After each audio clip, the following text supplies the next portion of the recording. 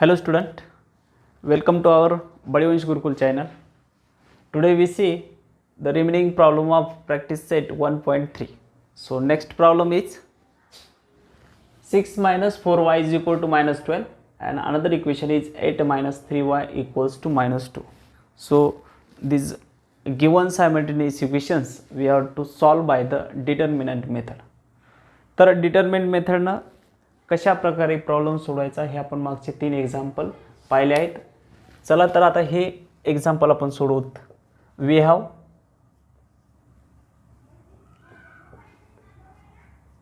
6x minus 4y equals to minus 12. Call this equation 1. Another equation is 8x minus 3y equals to minus 2. Call this equation 2. तर हे example आपल्याला determinant मेथडनं सोडवायचं आहे. तर determinant मेथडनं सोडवत असताना आपण काय करत असतो, दिलेले रेषीय समीकरण आपण त्यांच्या सामान्य रूपामध्ये लिहित असतो. म्हणजे व्हेरिएबलच्या टर्म लिहित असतो आपण लेफ्ट हँड साईडला आणि कॉन्स्टंट टर्म लिहित असतो आपण राईट हँड साईडला. ऑलरेडी दिलेले इक्वेशन्स हे त्या फॉर्ममध्ये आहेत. कोणत्या फॉर्ममध्ये आहेत? a1x plus b1y equals to c1 and another equation a2x plus b2y equals to c2. थोडक्यामध्ये ax plus by equals to c या फॉर्ममध्ये हे दिलेले रेषीय समीकरण आहेत. तर आपल्याला त्यावरून त्याच्या कोएफिशियंटच्या किमती अगोदर काढून घ्यायच्या आहेत. तर आपण दिलेले रेषीय समीकरण त्या फॉर्मसोबत कंपेअर करू आणि कोएफिशियंटच्या किमती काढून घेऊ. ठीक आहे. तर बघा, comparing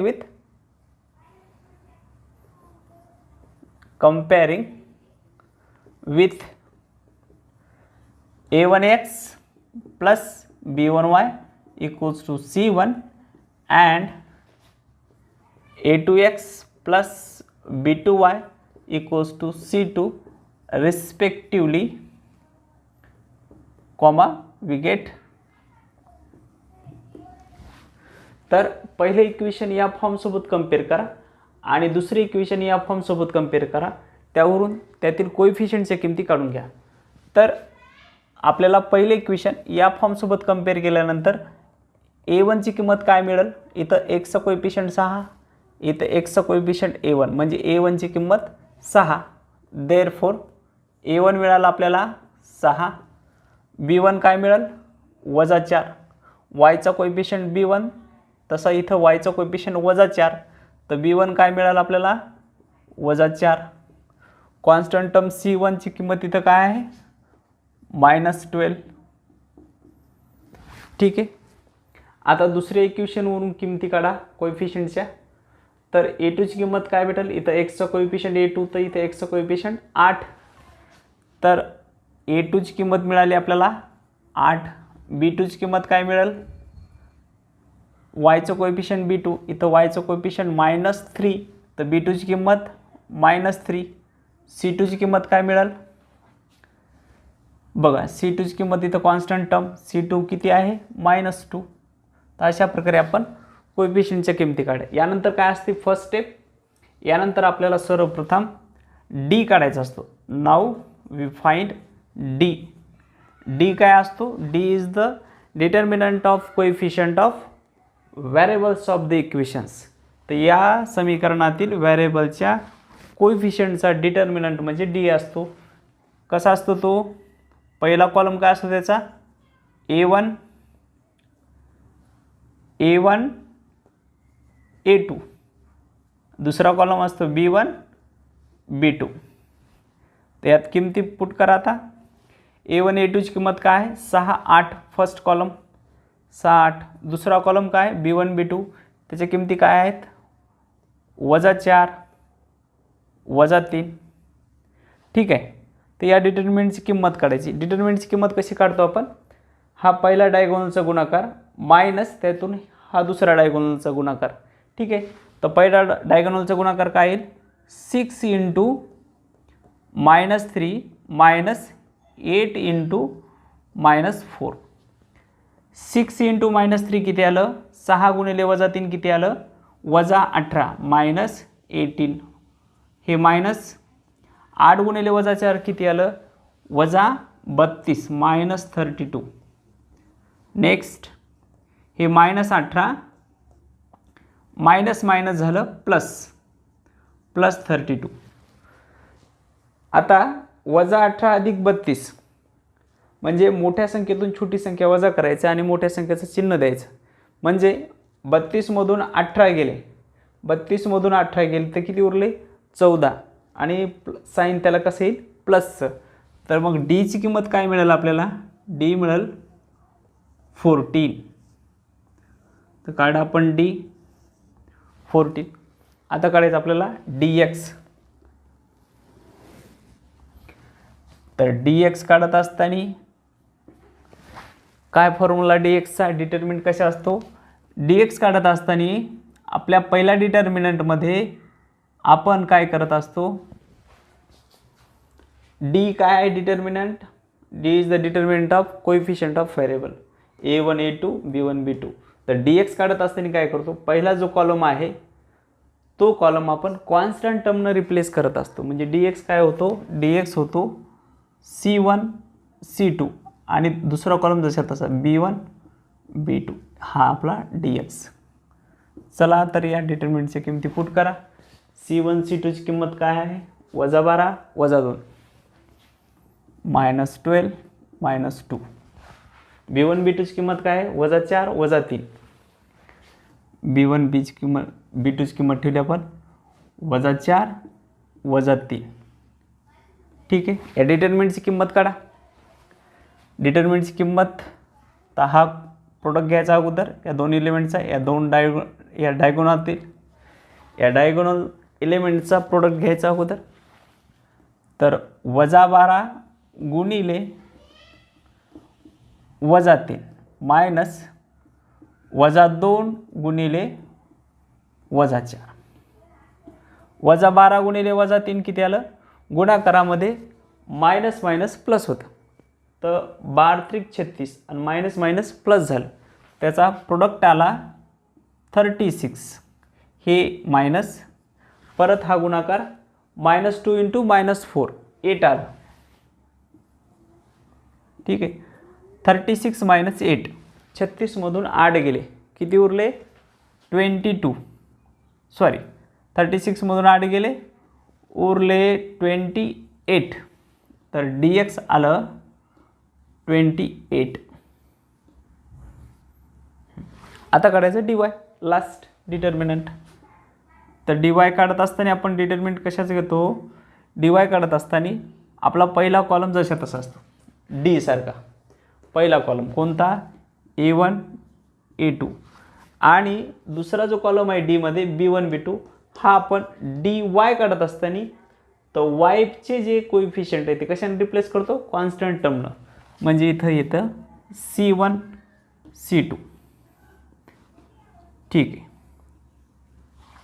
व्हॅल्यू पुट करा. a1 a2ची व्हॅल्यू काय आहेत, 6 8. c1 c2ची व्हॅल्यू काय आहेत, -12 -2 -12 -2. या डिटर्मिनंटची किंमत काढून घ्या. 6 × -2 6 × -2 -8 × -12. 6 × -2 किती आलं, -12.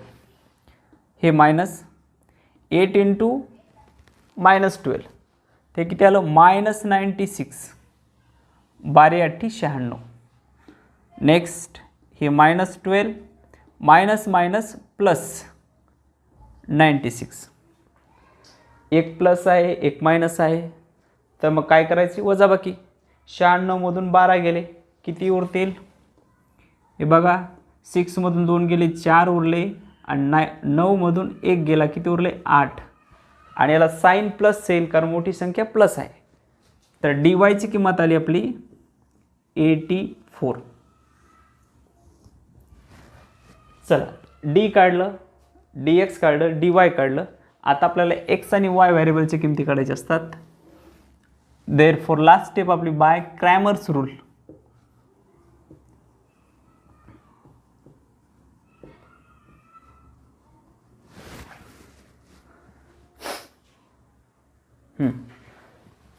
तर एक्स व्हेरिएबल का किंमत काढायची. एक्ससाठी काय आहे फॉर्म्युला, dx अपॉन डी. dxची किंमत किती आलेली, dxची किंमत आलेली 28 अपॉन डीची किंमत किती आली, डीची किंमत आलेली 14. 20 डिवाइडेड बाय 14. 14 1 जा 14 and 14 2 जा 28. So we get x equals to 2.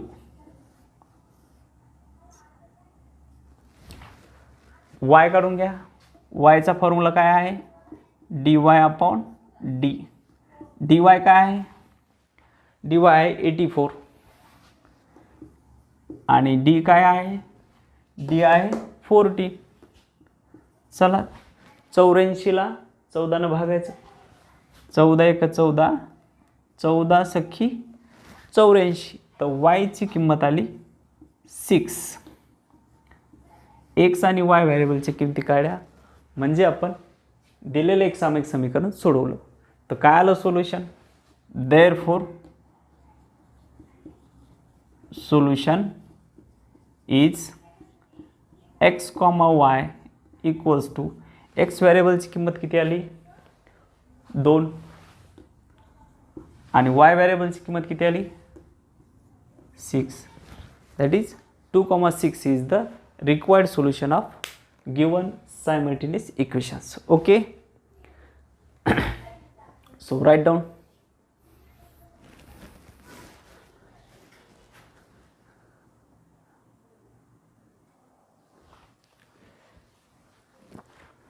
Next example आहे 4m plus 6n equals to 54. Another equation is 3m plus 2n equals to 20. तर हे दिलेले एक सामायिक समीकरण आपल्याला क्रॅमर्स मेथडनं सोडवायचं आहे. काय दिलेत equation, we have 4m plus 6n equals to 54. Call this equation 1. Another equation is 3m plus 2n equals to 28. Call this equation 2. तर सर्वप्रथम याच्या स्टँडर्ड फॉर्मसोबत कम्पेअर करा. दिलेले समीकरण आपल्याला ax plus by equals to c या फॉर्ममध्ये लिहिणं गरजेचं असतं. दिलेले समीकरण ऑलरेडी त्या फॉर्ममध्ये आहेत. कोणत्या फॉर्ममध्ये, की व्हेरिएबलच्या टर्म लेफ्ट हँड साईडला आणि कॉन्स्टंट टर्म राईट हँड साईडला. व्हेरिएबलच्या टर्म लेफ्ट हँड साईडला आणि कॉन्स्टंट टर्म राईट हँड साईडला. या ठिकाणी फक्त x आणि y व्हेरिएबलच्या ऐवजी m आणि n व्हेरिएबल आलेले आहेत. ठीक आहे. तर आपण आता कोएफिशियंटच्या किमती काढून घेऊ.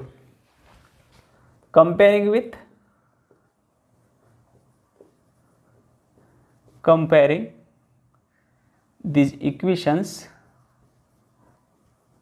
with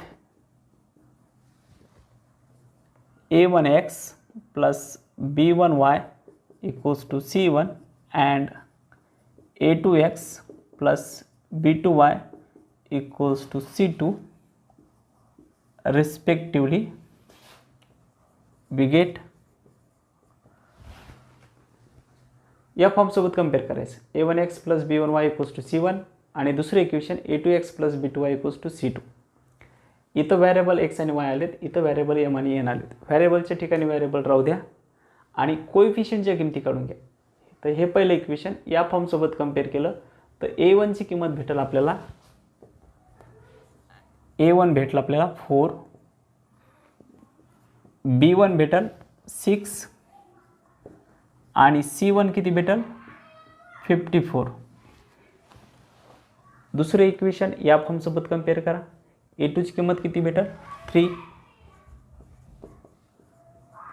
b2 ची किंमत किती भेटेल, b2 ची किंमत 2 आणि c2 ची किंमत किती भेटेल 28.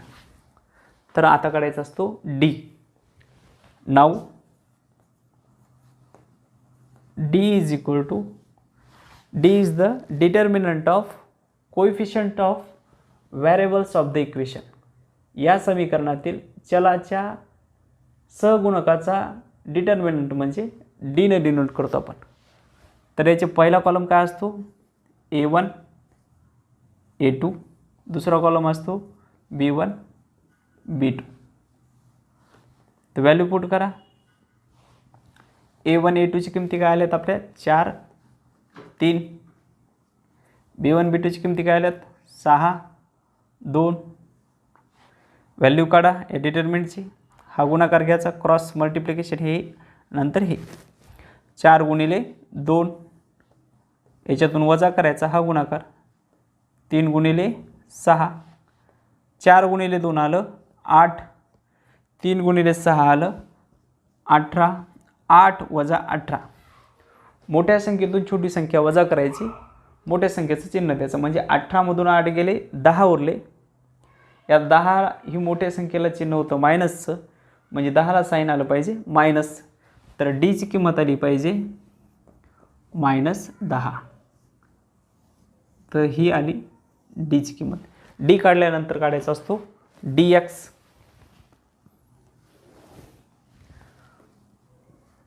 तर dx मध्ये काय करत असतो, dx काढत असताना आपण पहिला कॉलम काय करत असतो, A1 A2 हा कॉन्स्टंट टर्मनं म्हणजे C1 C2 रिप्लेस करत असतो. दुसरा कॉलम जसा तसा ठेवतो डी सारखा. तर dx होईल आपला C1 C2 आणि सेकंड कॉलम B1 B2. तर या किमती पुट करा.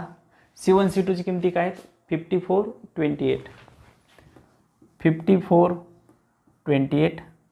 B1 B2ची किमती काय आहेत 6 2, 6 2. तर या डिटर्मिनंटची किंमत काढायची 54 × 2, 54 × 2 minus 28 × 6, 28 × 6. So that equals to, हा गुणाकार करून घ्या. 2 गुणिले 4, 2 चौक 8 आणि 2 पंचे 10, हे आला 108 मायनस हा गुणाकार करा. 8 सख 48 ला 4 हातचे आले आणि 6 दोन्ही 12 आणि 4 16, 168. याची वजाबाकी करायची. 108 वजा 168 म्हणजे मोठ्या संख्येतून छोटी संख्या वजा करायची, मोठ्या संख्येचं चिन्ह द्यायचं मायनसचं. तर 168मधून 108 गेले 60 उरतील आणि 60ला साईन राहील मायनसचं. तर dxची व्हॅल्यू येईल -60. dx काढला आपण. dx नंतर काढायचं आपल्याला dy तुम्हाला माहीत आहे. dy काढत असताना आपण y चे कोएफिशिएंट कॉन्स्टंट टर्मने रिप्लेस करतो, म्हणजे हा डिटर्मिनंट होतो A1 A2 आणि C1 C2. व्हॅल्यू पुट करा. A1 A2ची किमती काय आहेत 4 3, C1 C2ची किमती काय आहेत 54 28.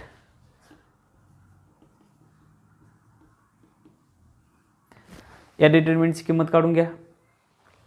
कशी काढतो किंमत आपण, हा तिरपा गुणाकार वजा हा गुणाकार. 4 गुणिले 28 मायनस 3 गुणिले 54. गुणाकार करा. 4 8 32 ला 2 हातच्याले 3, 4 2 8, 8 आणि 3 11, 112 आले. गुणिले हा गुणाकार करा. 3 चौक 12, हातचाला 1, 3 5 15 आणि 1 16 म्हणजे 162. ही वजाबाकी करा. आता मोठ्या संख्येतून छोटी संख्या वजा करणे, मोठ्या संख्येचं चिन्ह देणे लक्षात ठेवायचं कायमचं. तर किती येतील 162मधून 112 गेले तर 50 उरतील. मोठ्या संख्येला चिन्ह आहे मायनसचं, म्हणजे याची किंमत यायला पाहिजे -50. तर dy ची किंमत आली -50. शेवटची स्टेप आपल्याला x आणि y व्हेरिएबलची किमती काढायच्या. तर इथं लिहायचं अगोदर बाय क्रॅमर्स रूल.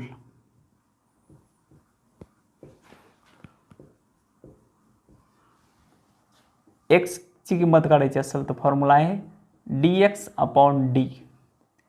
dxची किंमत काय आलेली आहे -60 आणि डीची किंमत काय आहे -10. हा भागाकार करायचा आहे. मायनस मायनस कॅन्सल होईल. 60/10 10 × 60 म्हणजे 6 आलं. 10 × 10 10 × 60. तर एक्स व्हेरिएबलची किंमत आली 6. आता काढायची आपल्याला वाय व्हेरिएबलची किंमत. वायचा काय फॉर्म्युला आहे वायचा फॉर्म्युला आहे dy/d. dy ची किंमत किती आहे -50 आणि d ची किंमत किती आहे -10. हा भागाकार करायचा आहे. मायनस मायनस कॅन्सल झालं. 10 × 10 10 × 5 = 50. 10 × 10 10 × 5 = 50. तर वाय व्हेरिएबलची किंमत किती आली 5. एक्स आणि वाय व्हेरिएबलची किंमत काढल्या म्हणजे या किमती दिलेल्या एक सामायिक समीकरणाचं सोल्युशन झालं. तर काय आलं सोल्युशन इथं लिहायचं therefore solution is x, y equals to X व्हेरिएबलची किंमत काय मिळाली आपल्याला 6 आणि y व्हेरिएबलची किंमत काय मिळाली आपल्याला 5. So 6, 5 is the required solution. Okay, write down.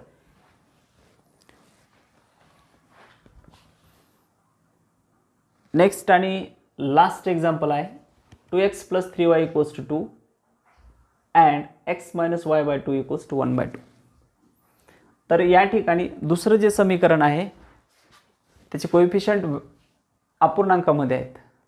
हे कोएफिशियंट तुम्ही जर तसेच ठेवताल तर तुम्हाला कॅल्क्युलेशन करणं थोडंसं किचकट होईल. त्यासाठी आपण काय करू, या अपूर्णांकाला पूर्णांकामध्ये कन्वर्ट करू. त्याच्या दोन्ही बाजूला जर आपण 2 ने मल्टिप्लाय केलं या समीकरणाला, दोन्ही बाजूला जर 2 ने मल्टिप्लाय केलं तर हे अपूर्णांक राहणार नाहीत, पूर्णांकामध्ये संख्या येतील आणि तुम्हाला कॅल्क्युलेशन करणं सोपं जाईल. ठीक आहे. तर काय इक्वेशन दिले आपल्याला, वी हॅव फर्स्ट इक्वेशन दिलं 2x + 3y = 2. Call this equation 1. Another equation is x - y/2 = 1/2. तर या समीकरणाला आपण दोन्ही बाजूला 2 ने मल्टिप्लाय करू जेणेकरून हे अपूर्णांक निघून जातील आणि पूर्णांकामध्ये त्याची किमती मिळतील आपल्याला कोएफिशियंटच्या. तर याला जर 2 ने मल्टिप्लाय केलं आपण 2 × x किती मिळेल 2x मायनस याला 2 ने मल्टिप्लाय केलं तर हे 2 2 कॅन्सल होतील, इथं फक्त राहील y. याला 2 ने मल्टिप्लाय केलं तर हे 2 2 परत कॅन्सल होईल, इथं राहील 1. तर या समीकरणाला द्या नंबर 2. हे दिलेले इक्वेशन याचे इक्विव्हॅलंट हे इक्वेशन आपण मिळवलं. नेक्स्ट काय करायचं असतं, कोएफिशियंटच्या किमती काढायच्या असतात. सो देअरफॉर कंपेअरिंग विथ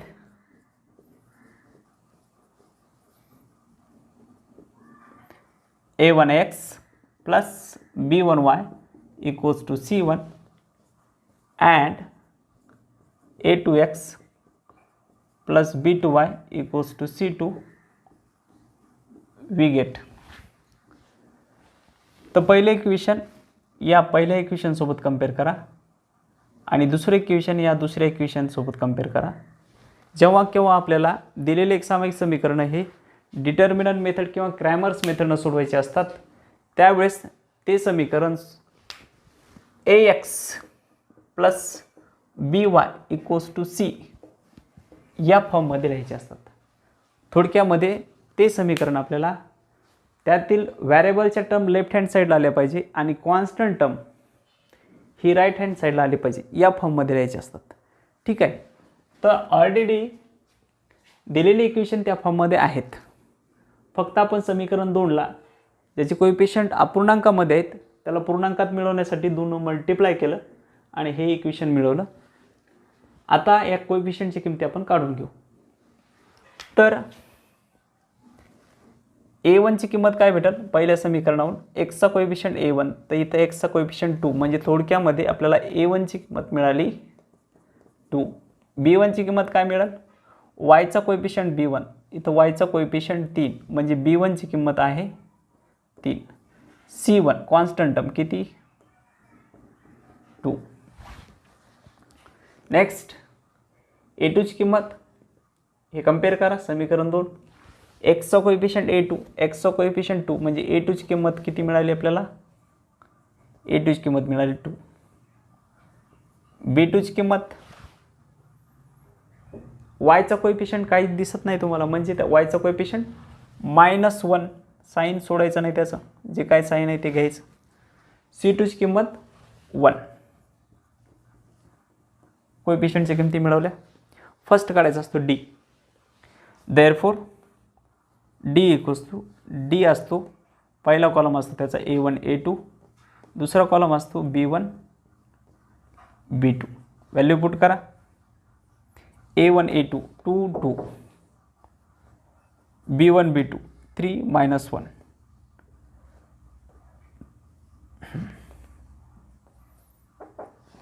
या डिटरमिनंटची किंमत काढा. 2 × -1 -2 × 3. 2 × -1 किती आलं -2 आलं, आणि 2 × 3 किती आलं 6 आलं. -2 -6 दोन्ही मायनस आहेत, मायनस मायनस बेरीज करायची असते, मायनस मायनस प्लस. -2 -6 -8 आलं, साईन परत मायनसच राहील त्याला, तर डीची किंमत मिळाली आपल्याला -8. त्यानंतर काढायचा dx काढून घ्यायचा अगोदर. तर dxचा काय फॉर्म्युला आहे डिटर्मिनंट. dx काढत असताना आपण जे एक्सचे कोएफिशियंट आहेत ते कॉन्स्टंट टर्मने रिप्लेस करतो, C1 C2, आणि हा कॉलम जसा तसा राहील B1 B2. हे dx व्हॅल्यू पुट करा. C1 C2 2 1, B1 B2 काय आहे 3 -1.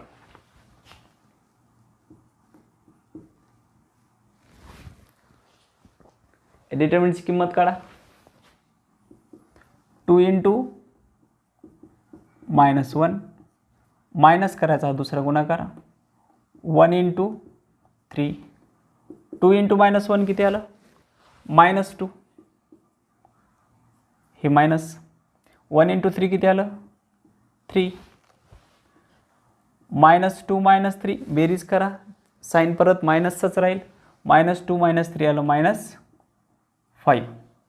तर dxची व्हॅल्यू मिळाली आपल्याला -5. आता काढा dy. तर dy इक्वल्स टू डिटर्मिनंट. यामध्ये आपण काय करत असतो, वायचे जे कोएफिशियंट आहेत, वायचे कोएफिशियंट कोणते आहेत B1 B2. वायचे कोएफिशियंट आपण कॉन्स्टंट टर्मने रिप्लेस करतो, म्हणजे dy असतो पहिला कॉलम A1 A2 आणि दुसरा कॉलम असतो त्याचा C1 C2. व्हॅल्यू पुट करा. A1 A2ची किमती काय आहेत 2 2. C1 C2ची किमती काय आहेत 2 1.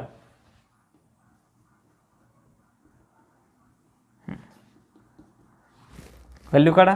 2 × 1 -2 × 2. 2 × 1 किती आलं 2 आलं, 2 × 2 किती आलं 4 आलं, 2 - 4 किती आलं. मोठ्या संख्येतून छोटी संख्या वजा करणे, मोठ्या संख्येचं चिन्ह देणे, म्हणजे 4 मधून 2 गेले 2 उरले, आणि या 4ला चिन्ह मोठ्या संख्येला मायनसचं आहे, त्याच्यामुळे याची किंमत येईल -2. तर dy मिळाला आपल्याला -2. d काढलं, dx काढलं, dy काढलं. आता शेवटची स्टेप बाय क्रॅमर्स मेथड.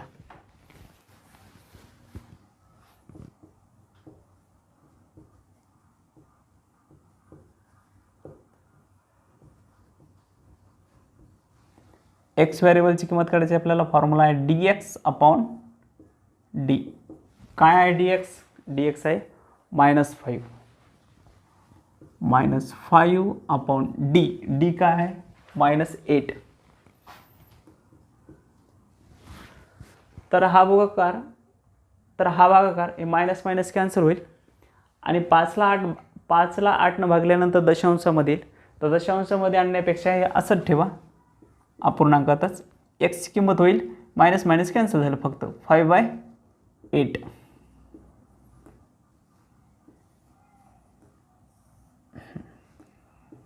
वायची किंमत काढायची आपल्याला dy/d हा त्याचा फॉर्म्युला. किमती पुट करा. dy ची किंमत -2 आणि डी ची किंमत -8. मायनस मायनस कॅन्सल झालं. बे 4 8. तर वाय व्हेरिएबलची किंमत किती आली 1/4. काय आलं solution. Therefore solution is x, y equals to X व्हेरिएबलची किंमत किती आली 5/8 आणि y व्हेरिएबलची किंमत किती आली 1/4. So 5/8, 1/4 is the required solution. अशा प्रकारे आपण प्रॅक्टिस सेट 1.3 कंप्लीट झालेला आहे आपला. तर हा व्हिडिओ बघत असताना फक्त एकदा पाहिल्याने तुम्हाला लक्षात यायचा नाही, कदाचित नाही आलं तर तुम्ही तो 2 वेळेस 3 वेळेस पाहायला पाहिजे. व्यवस्थित पॉज करून पाहायला पाहिजे. समजत नसेल एखादी स्टेप परत पाठीमागे घेऊन ते पाहायला पाहिजे. जवळ पुस्तक ठेवा. व्हिडिओ बघत असताना पुस्तक ठेवा, पेन ठेवा, तुमची नोटबुक ठेवा. प्रत्येक एक्झाम्पल झाल्यानंतर ते लिहून घ्या व्यवस्थित. यामध्ये परत दुसरे एक्झाम्पल अनसॉल्ड प्रॉब्लेम तुम्ही सोडून पहा. समजत नसतील तर तुम्ही माझ्या व्हॉट्सअप नंबरवर मला कॉल करू शकता, मला मेसेज करू शकता. नेक्स्ट व्हिडिओमध्ये आपण पुढचे एक्झाम्पल बघू. ठीक आहे. तर अभ्यास सुरू ठेवा. All the best. थँक्यू.